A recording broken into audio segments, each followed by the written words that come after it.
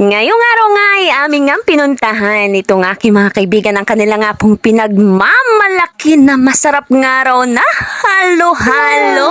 Diba na hindi ko nga raw makakalimutan. Madungadlaw ito nga pala si Belsky, ang Dora Bells nga kung tawagin, Dora the Explorer. Ako nga pala ay napakahilig nga naman sa halo-halo. Lalo na nga kapag ganitong napakainit nga naman ng panahon, kaya naman ay dali-dali na nga akong inayan itong aking mga kaibigan at para nga dayuhin dito sa barangay mainit ang pinagmamalaki netong aking mga kaibigan na masarap nga raw at malimnamnam na halo-halo at kaya naman kami nga po ay dali-dali na nga ho kami nagtungo roon at para nga matikman na natin ang kanilang pinagyayabang nga naman na masarap nga raw at malinamnam na halo-halo. At mula nga rito sa barangay Tungonan ay naabutan natin itong mga estudyante na kalalabas nga lang sa kanilang eskwelahan at ang ilang nga rito ay matyaga naglalakad patungo nga po sa kanilang mga tahanan. Ilan sandali pa nga lumipas ay narating na nga namin itong lugar kung saan ay narito nga raw ang pinakamasarap na halo-halo dito sa aming lugar na hindi ko pa nga raw natitikman at kaya naman kami pumasok na dyan at para kami makapag-order na ng special na halo-halo nga nito ni ate. At dito nga po sa kanyang kubo ay napakasarap nga pong tumambay lalo na kung nga kumakain ka ng kanyang special nga raw na halo-halo.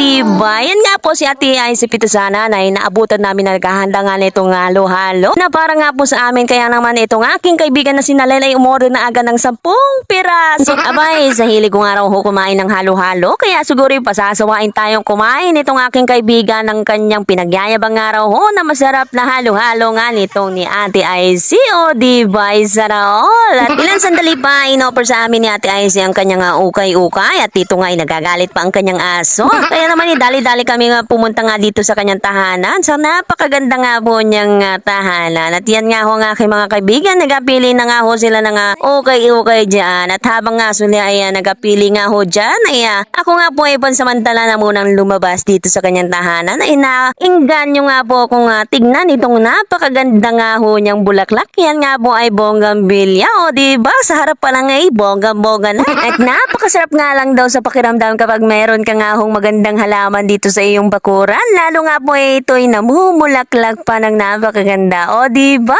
tanggal lang yung problema. Matapos kaya na amin ang nilapitan itong masarap na halo-halo nga nitong si Ate IC. Sa itsura pa nga lang daw ay talagang mai-inlove ka na. Paano pa kaya pag natikman mo na? O diba, isa na all. Ang kanya nga pong halo-halo ay matatagpuan lang dito sa barangay mainit. Dito lang nga po yan sa bungad-bungad. Ni ka na po lalayo pa. Kaya naman kung ako sa'yo, gusto mo lang din naman ng refreshing. Ay ako, pwede pang humabol sa taginit. Pumunta ka na dito sa barangay mainit at hanapin mo nga itong si Ate IC Pitisanan at nang matikman mo na rin itong masarap na halo-halo nga nitong si Ate IC. O diba, tignan mo naman itong halo-halo niya. Ay napakasarap at napakalinamnam nga naman talaga. At sa istura pa lang, dinaig pa nga yung paborito kong halo-halo sa mga inasalo. Diba? At kaya naman, naku naman, ibinigay ko na nga yan sa aking pambansa. Para naman ma-refresh ang kanyang lalawunan. At syempre, kinuha ko na nga rin ang aking kapartehan. At para nga matikman na natin ang kanilang pinagyayabang na halo-halo. Aba, hinigop-higop ko na nga ho yan dyan. Kaya naman, inaisip kong pumeso na nga ho dito sa isang gilid. At hinalukay-halukay ko na nga yan. At nakita kong napakarami nga naman talagang sahog. At nariyan din ang paborito nga pong pinipig na talaga nga naman lumulutong nga naman sa ibabaw. Ay,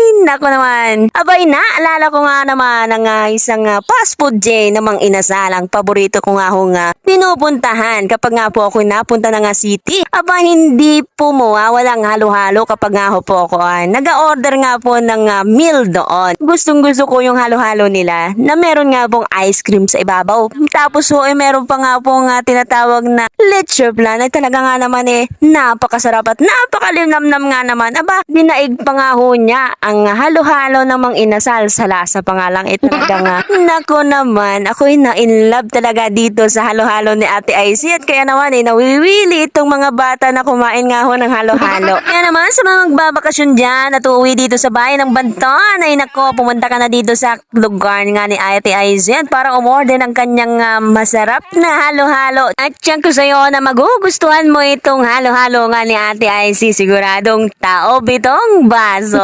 Diba sana all at hindi pa nga sila nakontento. Aba, nag-take out pa nga itong aking mga kasama. Pasalubong na nga rin sa mga naiwan nilang chikiting sa bahay. Diba? At ako nga po nagpapasalamat kay Ate IC sa masarap nga po niya na halo halo-halo at kaya naman kami ay dali-dali na nga hong umuwi at itong aking halo-halong hawak. Aruin ako, hindi ko alam kung may matitira pa dito sa halo-halo neto.